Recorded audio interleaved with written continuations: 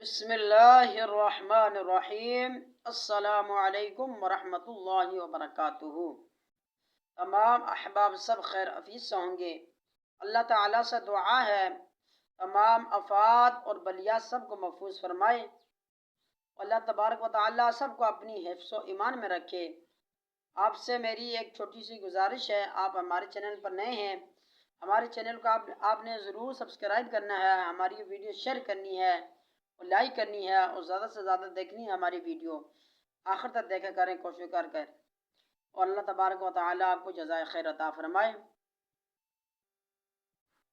حدیث کا مفہوم ہے خیرکم من تعلم القرآن وعلم، یعنی تم میں سے بہتر وہ شخص ہے جو قرآن مجید خود پڑھے اور دوسروں کو پڑھائے،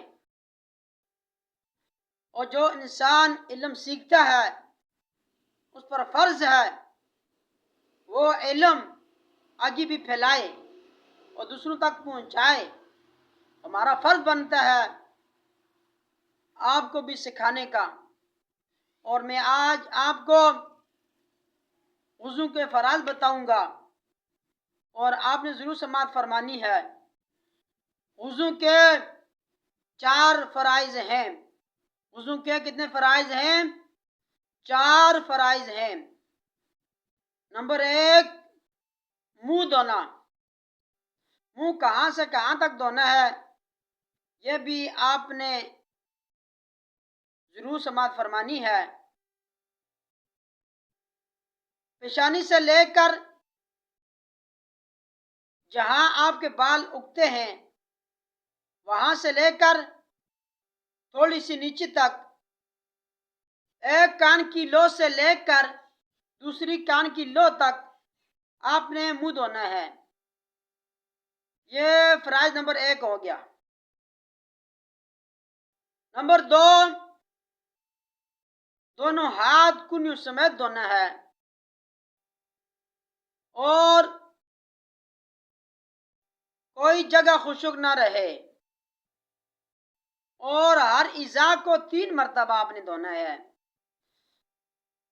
منہ دھوئیں گے پھر بھی آپ نے 3 مرتبہ دھونا ہے، اور دونوں ہاتھ کنیوں سمیت آپ نے ان کو بھی 3 مرتبہ دھونا ہے۔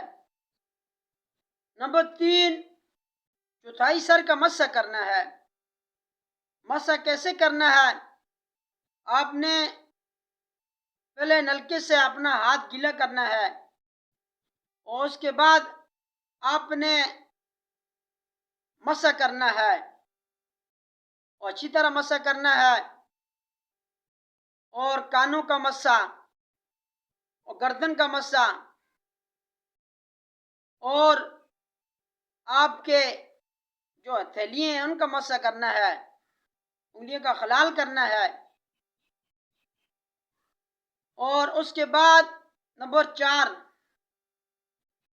دونوں پاؤں ٹخنوں سمیت دھونے ہیں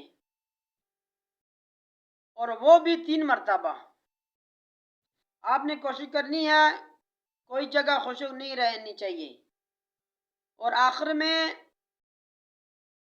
جو ہے پیروں کی انگلیوں کا خلال بھی کرنا ہے،